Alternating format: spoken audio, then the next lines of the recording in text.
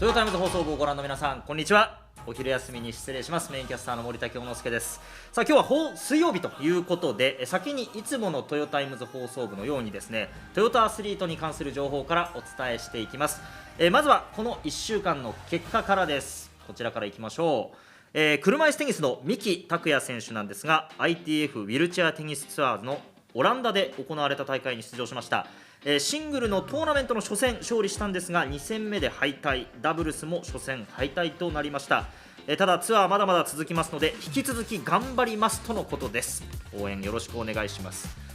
続きまして陸上長距離部いきましょう。山口で行われた全日本実業団ハーフマラソンでトヨタは団体の部で見事優勝、これ5連覇ということになりました。出場した西山和弥選手はトヨタ自動車歴代2位の1時間41秒、その他佐藤選手、服部選手、大石選手がそれぞれ自己ベストを更新して団体の部優勝に貢献しました。キャプテンの大石選手からコメント届いてますのでご覧ください。全日本実業団ハーフマラソン出場しました大石です。61分25秒の自己ベスト更新することができました。団体はトヨタ自動車が優勝することができましたが、上位3名の合計ということであと1秒ユーマに及ばず、自分は貢献することができませんでした。この1秒はすごく大きな1秒だと思うので、ユーマの背中を追いかけながら、チームを引っ張っていけるように、自分の背中も見せつつ頑張っていこうと思いますので、今後も応援よろしくお願いします。こうした、チーム内での競争というのがさらにチームを強くしてくれるんじゃないかなと思います。大石キャプテンありがとうございました。さあ続いてまいりましょう。男子バスケットボールアルバルク東京ですね。コロナの影響で試合延期などがありまして、およそ2週間ぶりの試合でした。横浜 B コルセアーズにアウェーで見事連勝、東地区2位に浮上しています。さあそしてここからはこの先1週間の予定いきましょう。トヨタベルブリッツラグビーですね。今週末19日土曜日に名古屋市のパロマみずほラグビー場でコベルコ神戸スティーラーズと戦います。トップリーグ時代の神戸製鋼といった方が分かる方も多いかなと思います。ワールドカップで活躍した日本代表が数多く在籍する歴史ある伝統チーム、スキルフルなスティーラーズに対しベルブリッツがフィジカルで優位に立てるかが勝負の鍵を握るということです。そしてラグビーに続いてですね、サッカー J リーグも開幕します。去年は5位に終わった名古屋グランパスは19日土曜日にホームトヨタスタジアムでヴィッセル神戸と戦います。これどっちも神戸ですね、相手はね。フォワードの柿谷選手からもコメント届いてますのでご覧ください。名古屋グランパスの柿谷陽一郎です。今シーズンは優勝に向けてチーム一丸となり、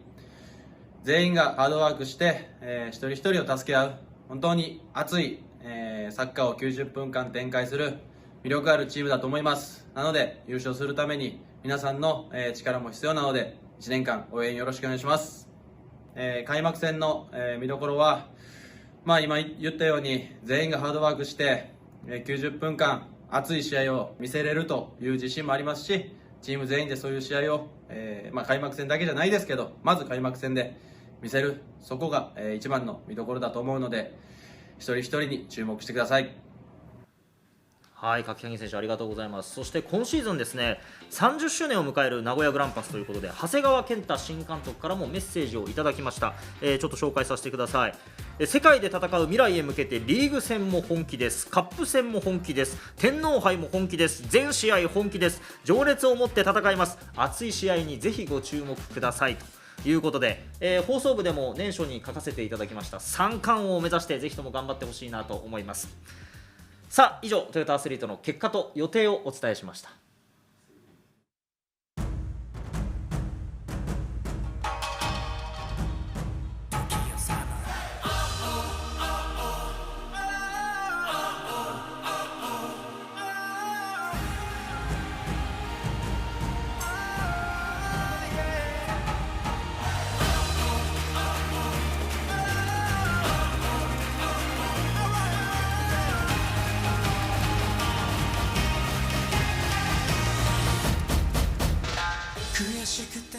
改めましてこんにちは。メインキャスターの森田京之介です。アスリートキャスターの小塚学校です。さあ北京2022冬季オリンピック、今日で13日目ということになりました。だんだんとこうクライマックスが近づいている感じもしますけれども、トヨタイムズ放送部オリンピック期間中週3回に拡大してお送りしてきましたが、残すところ今日入れてあと3回ということで、最後までグローバルチームトヨタアスリート GTTA 全力で応援していきましょう。生放送終了後 YouTube でアーカイブします。英語字幕をつけた英語版も明日の16時にトヨタタイムズグローバルの英語チャンネルにアップされます。今までの放送と合わせてぜひともチェックしてみてください。はい、そして今日も YouTube へのコメント、お待ちしてますのでどしどし送ってください。コメント紹介がね楽しみですね。ね、今日も小塚さんがたくさん頑張ってくれると思いますのでコメントを紹介します。してますはい、はいはい、ということでまずはですねここまで行われた競技の中からトヨタアスリートの活躍をお伝えしていきます。まずはこちらからいきましょう。カーリング女子吉田選手の日本なんですが、中国に勝った後強豪韓国に敗れ、そしてイギリスにも敗れましたということで、ここまで4勝3敗となっています。この後の特集でたっぷりとお伝えしていきます。続いてスノーボードビッグエア男子ですね。アメリカのレッド・ジェラルド選手が5位入賞、カナダのマーク・マクモリス選手は10位ということで、スロープスタイルで活躍した2人ちょっと悔しい結果になりました。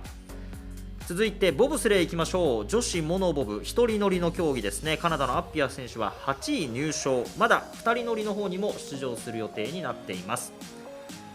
そしてアイスホッケーです。男子ミューラー選手のいるドイツはスロバキアに0対4で敗れまして準々決勝進出なりませんでした。最終的な順位は10位ということになりました。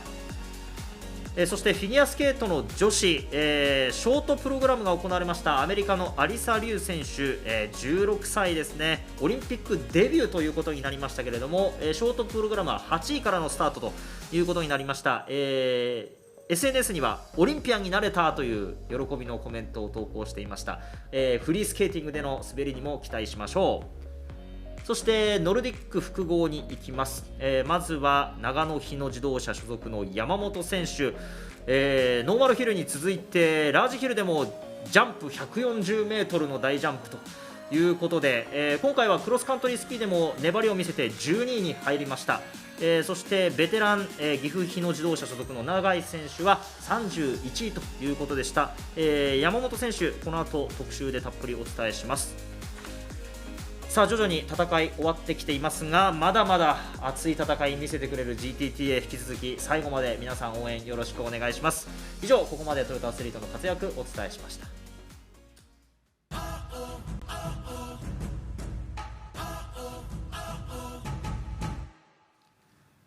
それでは今日の特集に参りましょう。今日寺尾さんもいらっしゃる。あ、寺尾さんもコメントでいる。あ、本当だ。はい。寺尾さん小塚さんが今日は頑張ります。頑張ります。はい、本当だ。よろしくお願いします。さあ今日の特集参りましょう。今日の特集はこちらです。GTTA ってトヨタだけじゃないよね。そうだね。トヨタグループ特集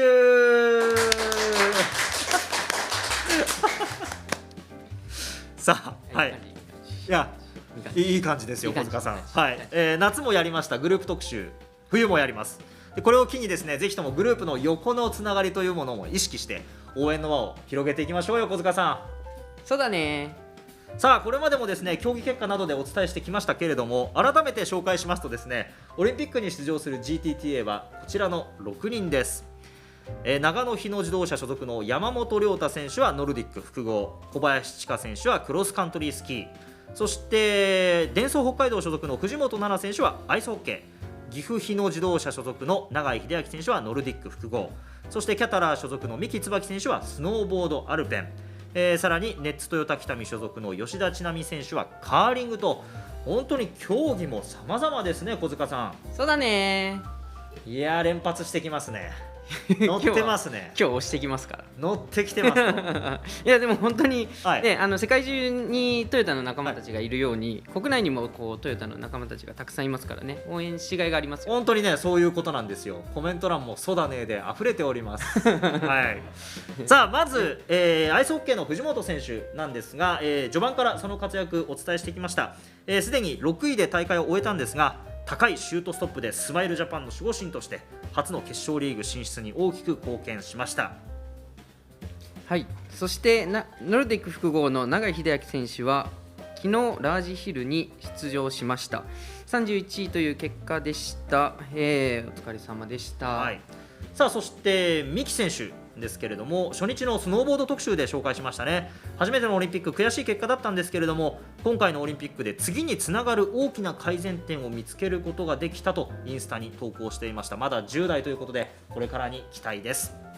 さあそして今日はですね、大会前に直接お話を聞くことができました山本選手と吉田選手について深掘りしていきたいと思います。小林選手にもインタビューをさせていただきましたので、小林選手については次回クロスカントリースキー特集でご紹介します。ということで1人目、ノルディック複合の長野日野自動車所属の、山本涼太選手からいきましょう。1月に行われたワールドカップで3位入賞するなど、今ノルディック複合で期待されている若手選手の1人です。現在24歳、2020年4月に長野日野自動車に入社した2年目の選手です。長野日野自動車が雇用した初めての社員アスリートだそうですね。はい、そうですね。いやいや、ちょっと待ってそこはそうだねでしょ。それはね、小塚さんに任せますいやいやそうですねもうちょっと乗ってきてくださいよ小塚さんの役割があるじゃないですか。それあんま奪わないようにしておきます小塚さんに任せます。はい、今あったように社員ということで、スキーの練習だけじゃなくて実際に出社して山本選手仕事をしていますと。でどんな仕事をしているかというと、人事部に所属しながら主にスキークラブの情報発信をしているということで、今出ているのが、長野日野自動車のホームページなんですが、自身が出場した大会の結果報告とか、こういったスキーの豆知識って今書いてありますけど、こういった競技の見どころとかをですね、かなり丁寧に紹介して発信しているんですね。じゃあ私たち放送部と一緒ですね。はい、まさにそうなんです。ただ実は私たちより前にこれ始まってまして、ちょっと先輩です。そうなんですね。ただ本当に応援の輪を広げたい、自分たちの競技をもっと深く知ってもらいたいという思いは一緒ということで、山本選手のノルディック複合という競技についてもここから見ていきたいと思います。はい、ノルディック複合はスキージャンプとクロスカントリースキーの2つの種目で成績が争われます。先に行うジャンプの得点が上位の選手から順にクロスカントリーがスタートします。はい、この2つの種目は全く異なる運動能力が必要とされることから、ノルディック複合の王者はキングオブスキーというふうに呼ばれるそうです。キングオブスキー、ぜひともその称号が欲しいっていう感じなんでしょうね。高く飛んで速く滑るっていう、確かにこの2つの能力っていうのは大きく違いそうですし、山本選手にはその難しさについてちょっと聞いてみました。難しいのは重心の位置だということなんです。ジャンプの場合は低い姿勢から高いところまで動くんですけども、クロスカントリーはほぼあまり動かないところもあるっていうところで、その重心のそのズレというかが非常に難しくてですね、ジャンプの場合は低いところから高いところで前後の左右差もあるので、スキージャンプの場合は90キロぐらいスピードが出るので、ややちょっとつま先寄りといいますか、足の裏で言うと母子球の辺ぐらいのところで滑っていくんですけども、クロスカントリーの場合は斜度によって重心も変わりますし、足の裏の感覚も変わったりだとかするので、その辺がクロスカントリーをメインにしすぎると重心のバランスがどこに行っていいんだろうっていうところもありますし、スキージャンプに特化すると一点に集中してしまうので、クロスカントリーの方で重心が斜度によって変えられないっていうようなところもあるので、この辺がすごい難しいですね。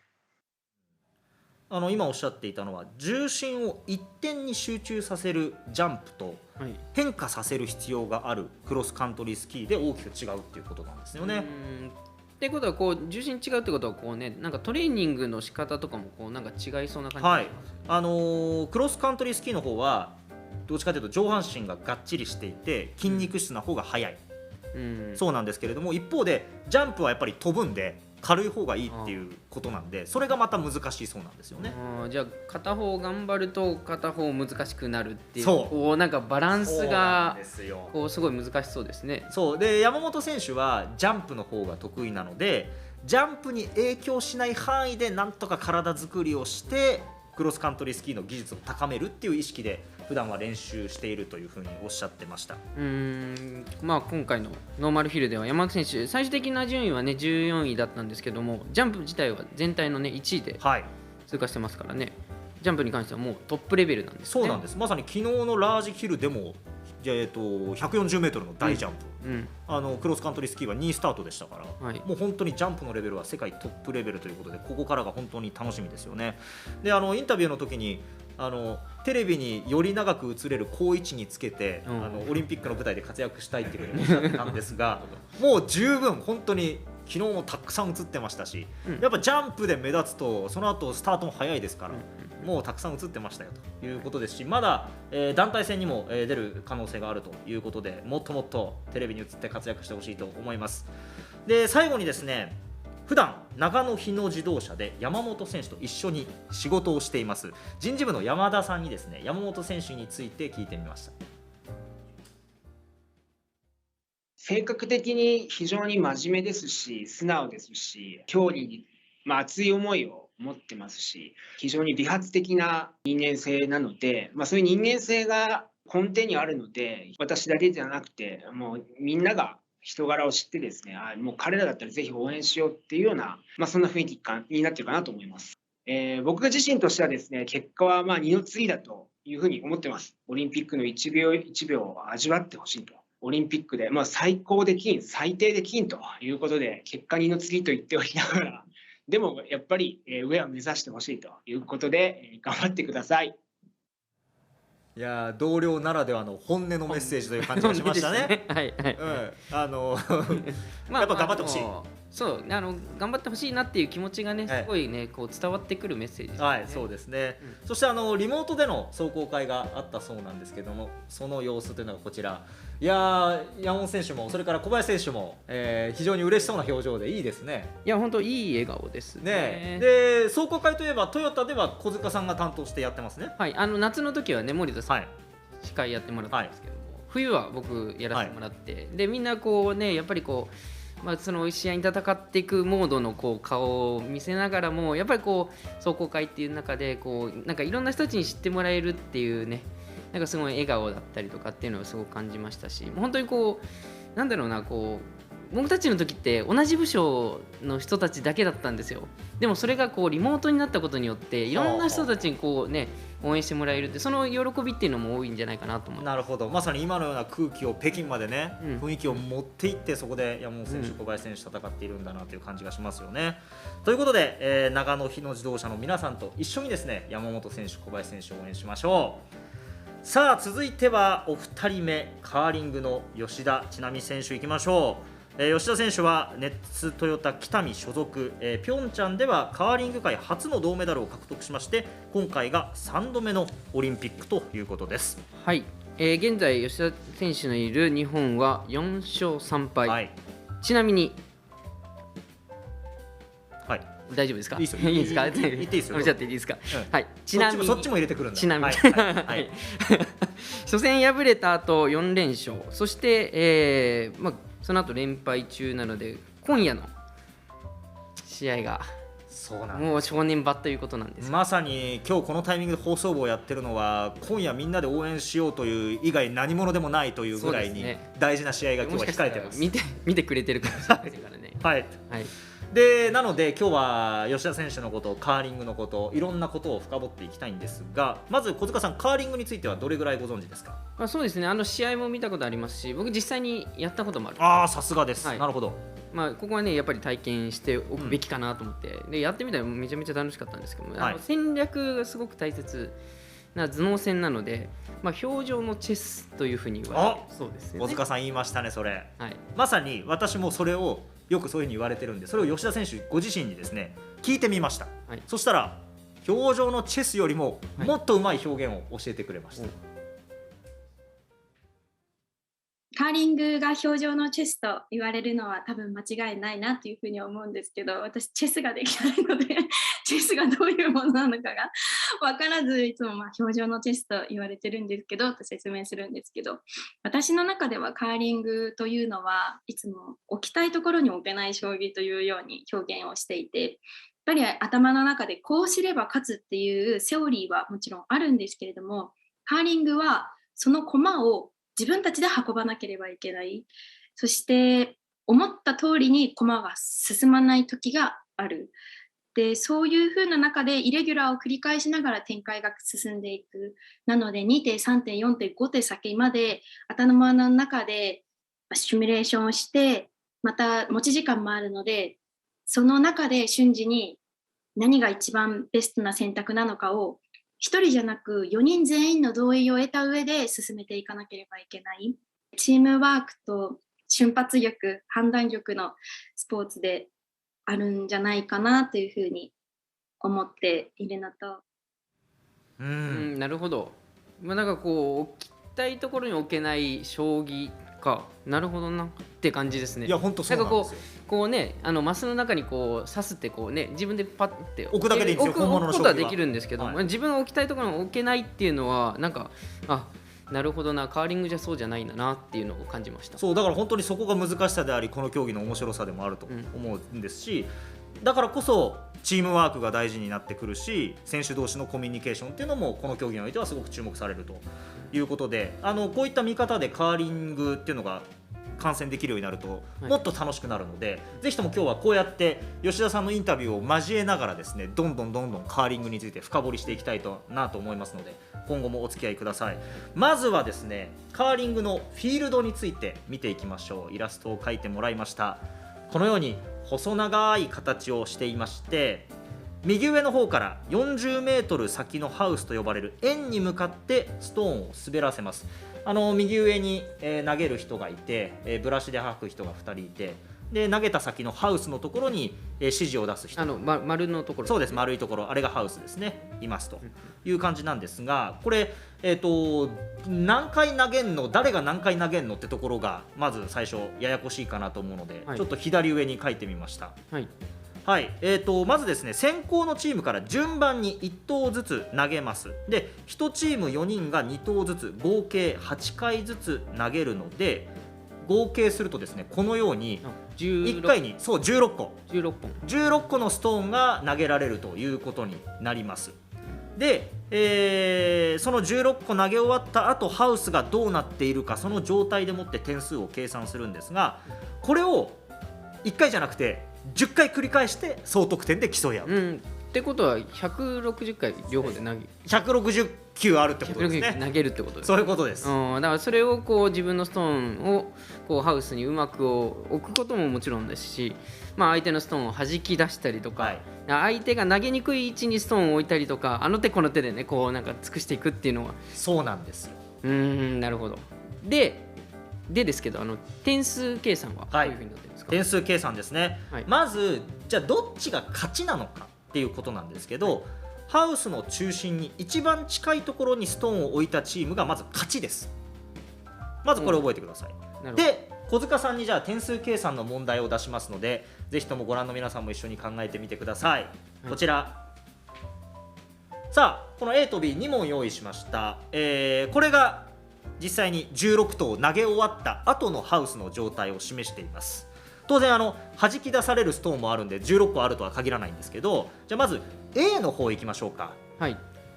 ゃあまず簡単な問題、 A はじゃあどっちが勝ってますか？さっきの話からするとハウスの中心に一番近いストーンが勝ちですもん。だか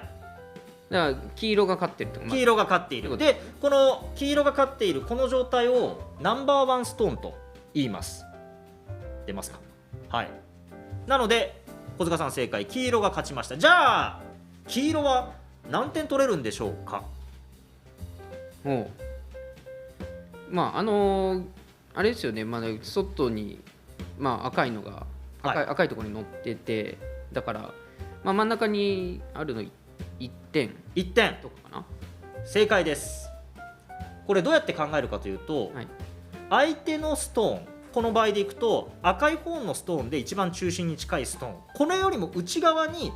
何個黄色のストーンがあるかっていう風に計算します。まさにこういう感じ。一番近い左上の赤いストーン、これよりも内側にある黄色のストーンは1個だけなので、今回は1ポイントです。だから試合をする以上はその外にあるこの黄色っていうのは関係あるかもしれないけど、点数を計算する上では関係ないってこと。そうです。それよりも外にある黄色、相手のストーンを妨害するとか邪魔になったりして壁になることとかあって意味はあるんですけど、点数計算上は関係ないです。じゃあここが分かったら B も分かるんじゃないでしょうか。 B はどうでしょうか。皆さんも考えてみてください。どっちが勝って何点なのか。まあ中心に近いのが黄色、はい、でなんかこれあれですね、まあ中に何個かあって、で外にこうね、あれ森田さん意地悪ですね、なんかこうなんか分かりにくい。これ結構難しいですか。まあでも、はい、まずナンバーワンストーンは真ん中の黄色ですね。はい、黄色ですね。はいで黄色で赤の中にあるものは3つかストーン、はい、正解です。3点。ちょっとじゃあ答えも見てみましょう。ナンバーワンストーンが黄色で、じゃあ赤い中で一番中心に近いのはこれなのでっていうことで出ますか。はい、これなので、それよりも内側にある黄色のストーンは3つ、つまりこの状態は黄色チームが3ポイントということになります。なるほど。はい、これで、中継見てるとハウスを上から映したカメラがあるので、要は途中でも今この状態だと赤チームが2点取れる状態だな、この後どうやって攻めていくんだろうとか、そんなことが考えられるようになるわけです。これでこう1個ボコッと当ててこう、ね、2個弾いたりとか、そうですそうです、弾いたりとかしながらこうそうルールですそうです。相手の点数が取れないようにしたり、自分が取るようにしたり、うん、はい、でこれ1試合これをですね、さっき言ったように10回繰り返すんで2時間半ぐらいかかるわけですよ。なるほど。途中ハーフタイムもあります。例のもぐもぐタイム。そうです、うんうん、栄養補給もそうですし、作戦会議をする、うんうん、そう作戦会議をする、はい、もぐもぐだけじゃなくてね作戦会議をする時間もハーフタイムにはあるということなんです。まあ、得点の取り方っていうのは分かったんですけども、はい、まあ、カーリングといってこうなんか思い浮かべるのがこのブラシをこする。そうですよね、うん、あれがやっぱり印象的ですし、コメント欄ですでに気づいている方がいらっしゃると思いますが、知りたいですからね。道具が今日はありますよ。まずこのブラシ本物を用意しました。ちょっとじゃあこれ小塚さん、はいはいはい、それからストーンも用意しました。うわ重たっ、これこれなんかリハーサルと違うとちょっとこれは重いっすよこれね、直径およそ30センチで重さがおよそ20キロ。20キロもあるんですね。重いっすよこれまあでも20キロって確かこう、はい、なんかトヨタの安全基準だとこうなんか一人じゃ持っちゃいけないですよね。さすがトヨタ社員。持ってる。まあそうですね、20キロ、そうですね。はい。今回は許してください。今日はね、許してください。はい、本物ですけど。はい。はい、で、この20キロの石をですね、これを40メートル先のどこに置くかっていうことで微妙なさじ加減が必要になってきます。はい、これを氷の上を滑らせるわけですから。はい、でその時に必要になってくるのがそのブラシです。はい、ちょっと小塚さん、それブラシみんな使ってるところは見たことあるんですけど、どうなってるのかってあんまり知らないと思うので見せてもらっていいですか。はい、ブラシの先はこんな感じになってます。でなんかフェルト地というか、フェルト地ね、布みたいな感じで、布みたいになってて、ほらこんな感じになってます。はあはあはあ、なんかこうなんかデッキブラシみたいになってるのかなって思ったんですけど、そうでもない、違いますね。感じですね。はい、これで氷の表面を削って、で水の膜を作って滑りやすくしているっていうことで、当てないでくださいカメラにはい、こういう感じです。はい、で水の膜を作って滑りやすくする。だから膜を作るんだ。そうです。だからこすればこするほどこのストーンは滑りやすくなるんです。だから滑ってない時はより止まりやすい。こすってない時は滑りやすい。こすってない時は止まりやすい。止まりやすい。僕が混乱してた。もう一回言いますね。はいはい、お願いします。こすってない時は止まりやすい。だから止まっちゃ困る時にこすって滑りやすくする。それどれくらい？はい。そうで、まさにどれぐらいそれによって影響するかっていうと、これをやることで2メートルくらい最大距離が伸びるっていうふうに北見市のホームページに書いてありました。2メートルって言って手広げたもうちょっとぐらい。だ結構な差がありますよ、やっぱり。じゃあブラシで本当にこれね、ブラシでこすることによってもう調整っていうのが結構。そうですね。だから投げた後にちょっと強かったなって思った時はもう放置するしかないんですけど、弱い時とかにこすることによって距離を出すことができる。だその時にこうなんかわーって言ってる。そうですね、やーって声を出してます。やー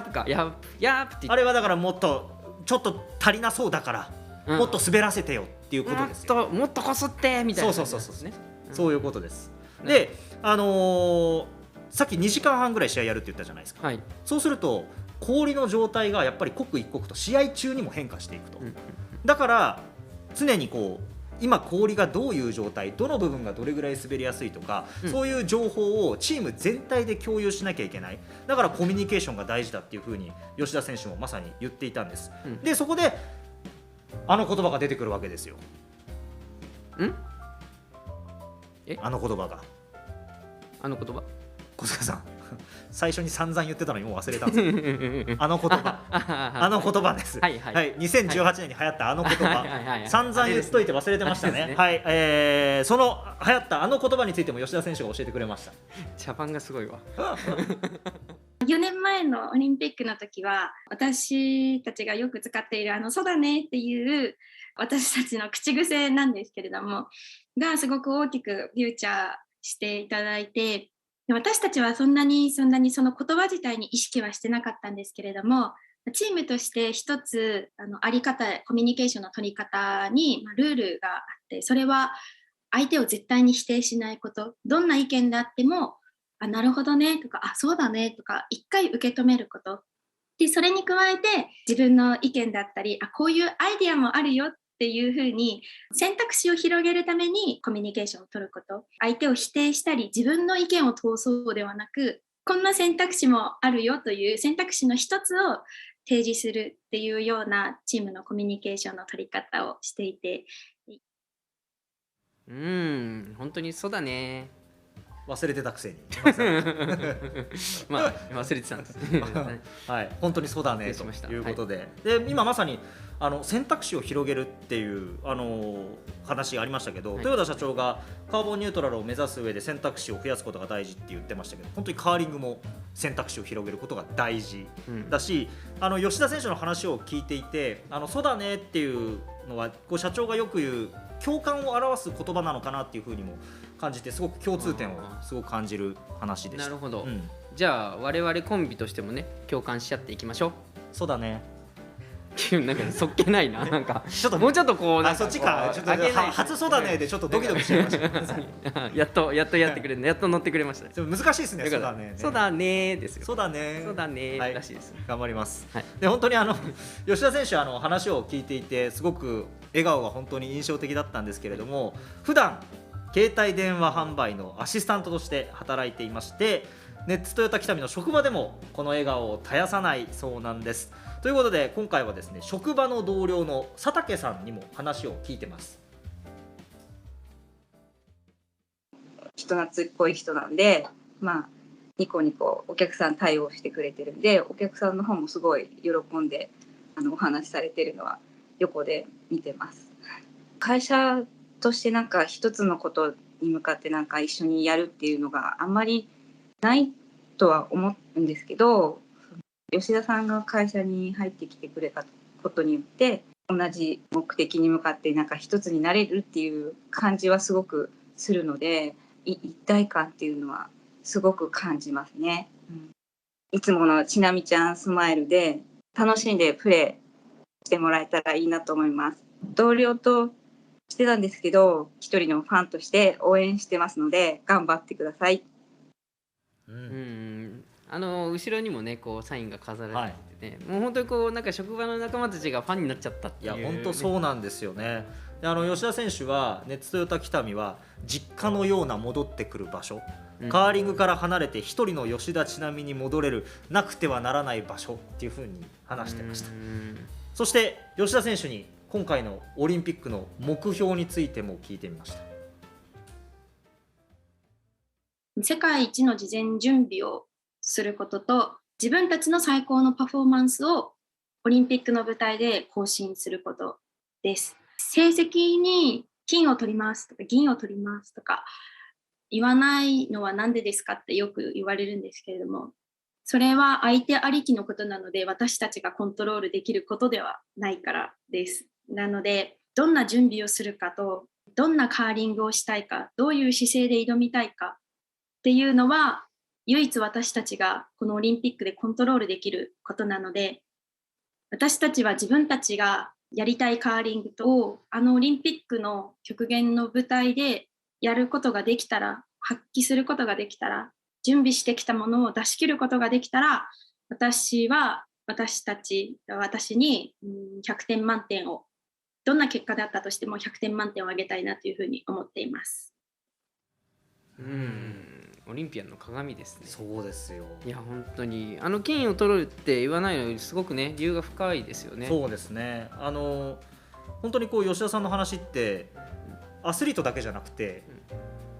サラリーマンが仕事をする上でもなんか考え方として学びになることが非常に多いなというのをすごく感じましたね。結果っていうとやっぱりメダルっていうのが想像しちゃいますけど、でもそのメダル取ることももちろん素晴らしいことだと思うんですよ。それが、成果として現れてるものだから。でもそれだけじゃなくてやっぱりそのメダルに到達するまでその何をしてきたか、そのオリンピックに行くまで何をしてきたかっていう、そこがすごく大切なことですからね。そうですね。どういう過程をとかね。自分がコントロールできること、そこの範囲に目を向けるっていう、きっちりと自分のやるべきことをやる。そうですね、本当に学びが多いところでした。最後にですね、トヨタの仲間へのメッセージもいただいてますのでご覧ください。私がネッツトヨタ北見に入って一番良かったなという思うところは、どんな知り合いがいない地域での遠征だったり大会だったり、どんなにチームで孤独を感じてたとしても、世界中にトヨタの会社があり、グループがあり、仲間がいるんだなというふうな気持ちでいられること。オリンピックという舞台は孤独だと思います。光が当たらない時もあると思いますし、テレビで映らない裏では苦しい思いをしていたり、いろんな寂しい思いをしていたり、悲しかったり。だけど、トヨタグループのメンバーであるというだけで、きっと応援してくれている人がたくさんいると思います。そういう時に最後の砦として、私たちトヨタのアスリートとして一緒に支え合いながら、励まし合いながら、勝手に仲間だと思い込んで一緒に戦っていけたらいいなというふうに思っています。いや、吉田選手、私たちも勝手に仲間だと思い込んでますよ。ということはもう勝手じゃないですね、我々ね。勝手じゃないです、お互いに仲間だと思う。さあ、その吉田選手のカーリング残り2試合ということで、本当に最高のパフォーマンスを期待しております。そしてですね、今回放送部でお伝えしきれなかった吉田選手のインタビュー、記事をですねトヨタイムズで掲載しているんですが、なんとですね吉田選手ご自身が、インスタのストーリーズでこのようにシェアしてくださいました。本当にねカナダにいらっしゃって、そこから直接北京に入られるっていうことで、本当直前だったんですけど、1時間ぐらい時間を取ってくださって、しかも忙しいんでっていうよりっていう感じじゃなくて、カーリングですごく頭がいっぱいになっちゃってる時にこうやって外の人と話せることってすごくありがたいんですなんておっしゃって、自主隔離されてましたもんね、みんなチームでね。いや本当にだから、この取材を喜んで受けてくださって、本当にこうハードなスケジュールの中対応してくださって今戦ってるっていうことなので、ぜひともこの記事も読んでいただきたいなと思います。この後もトヨタグループの戦いありますので応援続けていきましょう。はい、今日は一足先にワントヨタ、まだ終わらないですよ。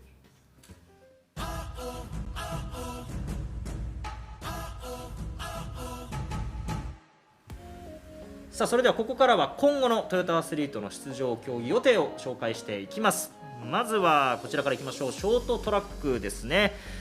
今夜の予定です。日本の吉永選手 5000m リレー6位から8位を決める順位決定戦ということになります。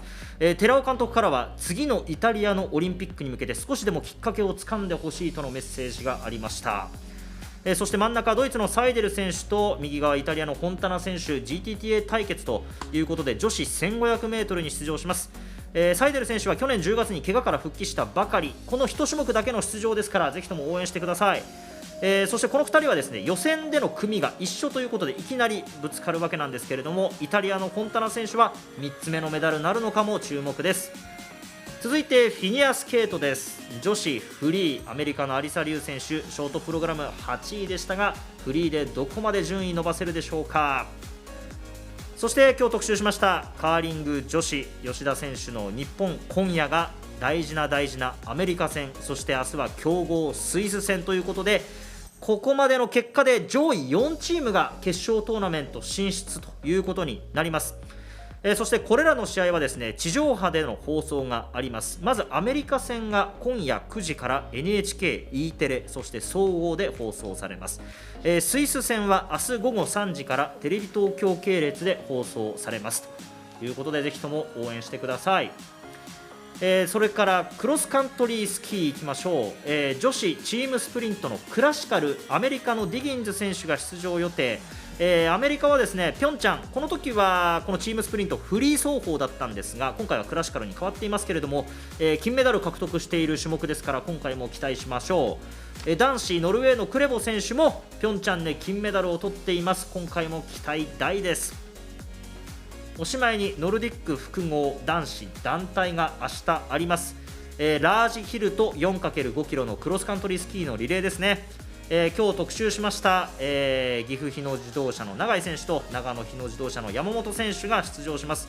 ちなみに、前回ピョンチャンでは日本は4位だったということで、1つ順位が上がるとメダルです。応援しましょう。でこれについてもですね、地上波の放送があります。明日の午後4時55分から NHK 総合でジャンプの模様、そして夜8時44分から20キロリレーの模様を同じく NHK 総合で見ることができます。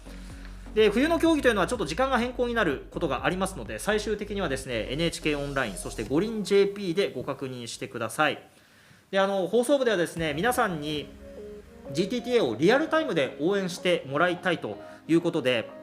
どうやったらその競技リアルタイムで見られるのか、応援できるのか、こういった情報をですねトヨタイムズのツイッターで今後発信していこうと思っております。ぜひともトヨタイムズのツイッターフォローしてみてください。リアルタイムの応援はやっぱりね違いますからね。さあということで、ここまで北京オリンピックの予定をお伝えしてきました。次回のトヨタイムズ放送部で結果詳しくお伝えしていきます。それ以外にも、トヨタアスリートが出場する競技の予定、結果など、トヨタイムズの特設サイトで確認できますので、SNS の情報も合わせてご確認してみてください。小塚さん、なんか食べてるちょっと食べてるね、これは。しかも勝手にフリップ作ってるし、しかもあれですよ、寺尾さんは手書きの自作のフリップでしたよ。いいんですか小塚さん、これを明らかに作り込んだ感じの似顔絵までついたのでやってますね。それでさっきのもぐもぐタイムにだいぶ食いついてきてたんですね。そういうことか。小塚さん、よう噛んでくださいね。よう噛んだけにね。はい、さあでは気を取り直して次回の放送行きましょうか。あさって18日、嘘、これじゃない、間違えてる動揺してるわ間違えた。あさって18日金曜日です。特集はですね、雪の上を滑るんじゃない走るんだクロスカントリースキー特集ということです。雪の上でも走る競技出てきました。でしかも GTTA がすでにバンバンメダル取ってまして、最終日まで目が離せない種目です。雪の上で前に進むための驚くべき工夫ですとか、金メダリストとおじいちゃんの心温まるストーリーもお届けします。はい、小塚さん食べ終わりました？はい、食べ終わった。よかった。ということでコメント紹介お願いします。その前に18日のタイトルって森田さんのためにあったんだなと思いました。滑るんじゃない走るんだって。すみません、滑りはいはいはい、じゃあコメントを紹介していきたいと思います。寺尾さんからあ、寺尾さん来た。寺尾さん来ました。じゃあ、はい、お昼時間なのでもぐもぐタイム中です。同じことやってるじゃないですか寺尾さんと同じことやってます。はいはい、中国トヨタオリパラ部の皆さんからいただきました、中国講座やっていただいておりました。はい、中国語でそうだねはシーヤっていう感じで言うそうです。なるほど。はい、シーヤかな。なるほど。でカーリングは氷の壺というふうに書くそうです。あ、漢字でね。ビンフーと読む。へえ、いや、本当に勉強になりますね、コメント欄。コメント欄で皆さんでありがとうございます。はいはい。そしてザ・ワンワンさん、お店に行けば会えるの？吉田さんに機種変更してもらいたいってザ・ワンワンじゃなくて多分ねザ・ワンワンですザ・ワンワンさすがイントネーションにぜひ厳しいなぜひ機種変更行ってください北見まで厳しいなはいオリンピック終わったら、はいでカーリングのイラストについてコメントをいただいてます、なんかみんなねちょっとずつなんか顔違うなーって。あ、そうもう一回出ます。あ、出る。そうなんですよ。あの方々をちょっとイメージして作ってくださったそうでですね、はい、なるほど。細かいとこまで見てますね。でかつですねシートの長さっていう40メートル見てですね、D さん、田中さん、月島さんが10ヤリスって言って、コメント欄でね言ってくれました、今日小塚さんだったから出さなかったんですよもうそろそろこの前出したでしょこの前出したでしょ。まあしばらくお預けです。そうですけど、はいということでまだ終わりません。小塚さんちょっとこちらをご覧ください。はい、これですねトヨタイムズ放送部がだんだん世界中に広がってますよということで、トヨタのアジア各国での販売マーケティング支援を行う T-MAP、 夏の時にも特集させていただきましたけれども、冬の競技の GTTA がいないのにですねこんな感じで毎回全社員に放送部の内容をこうやってシェアしてくれてるんですよ。いやありがたいですね。いや本当にでこれあれですよね、寺尾さんの回とあとフィギュアスケートの回。そうですよ、寺尾さんの回は寺尾さんが自作でああやって手書きでヤリスを持ってきてくれた時のやつを、だからやっぱ手書きじゃないとダメだかも。これだったらこれどうですか。なんですかこれでスクリーンショットタイムで次使われようとしてる、ダメかな。それは T-MAP さんの判断ですよ、はい、それはどうなんでしょう。ちょっと次のメールが楽しみです、はい、ということで、T-MAP の皆さんこれからも楽しい放送していきますのでよろしくお願いします。ということで今日も皆さんお付き合いいただきましてありがとうございました。トヨタイムズ放送部、ここまでのお相手は森田京之介と小塚貴彦でした。それではまた金曜日にワントヨタ。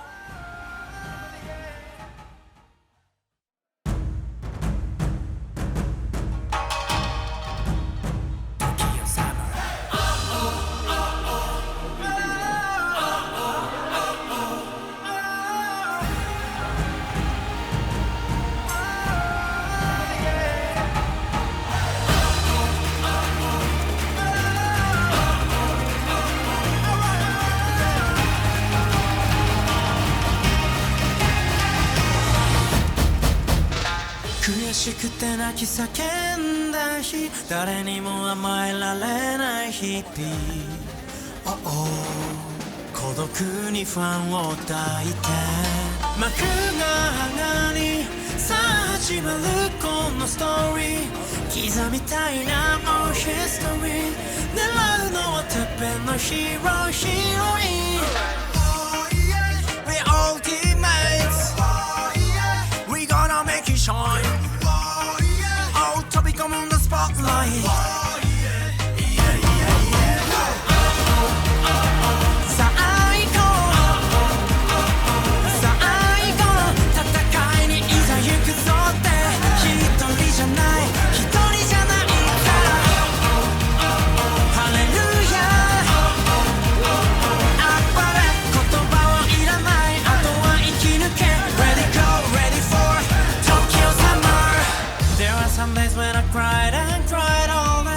Some days that I couldn't show myself, with loneliness in my heart. We all teammates, we gonna make it shine.